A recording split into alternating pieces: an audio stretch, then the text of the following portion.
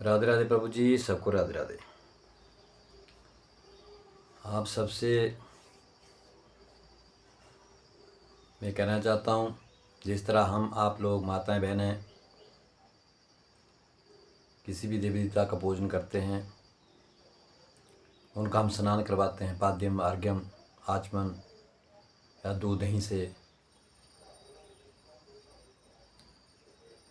तो ये जो सब सामग्री होती है स्नान कराने के उपरांत, हम सब आप एक भूल कर बैठते हैं कि जो किसी भी प्रतिमा का हम स्नान करवाते हैं, जैसे भी करवाते हैं, और जो जल बचता है, जो थाली में जो जल होता है उनका स्नान का, उस जल को उठा करके हम कहाँ डालते हैं।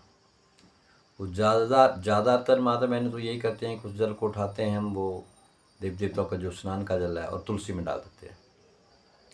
ये हम सबसे बड़ी भूल करते हैं। हमें उस जल को तुलसी में नहीं डालना चाहिए। हाँ, किसी फूल पौधों में डाल सकते हो, वैसे तो वही में नहीं डालना चाहिए, कि साफ जगह पे डालना चाहिए।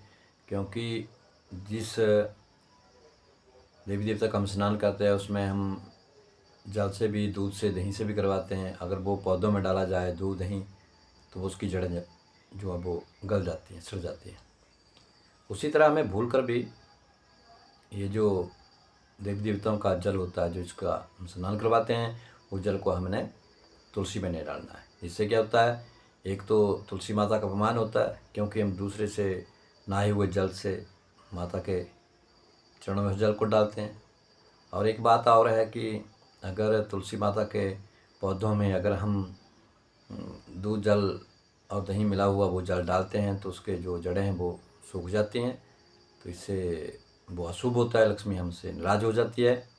तो जब भी हमें तुलसी में जल डालना है तो केवल साफ जल डालना है, निर्मल जल डालना है, जिससे वो पौधा जो है वो भी हरा भरा रहे, और वो हमारे घर के भीतर माता तुलसी की, लक्ष्मी माँ की कृपा बनी रहे। इसलिए भूल कर भी कभी भी किसी भी देवी देवता का जो जल है, जिससे हमने उनका स्नान करवाया, उसको तुलसी में डालें। सबको राधे राधे।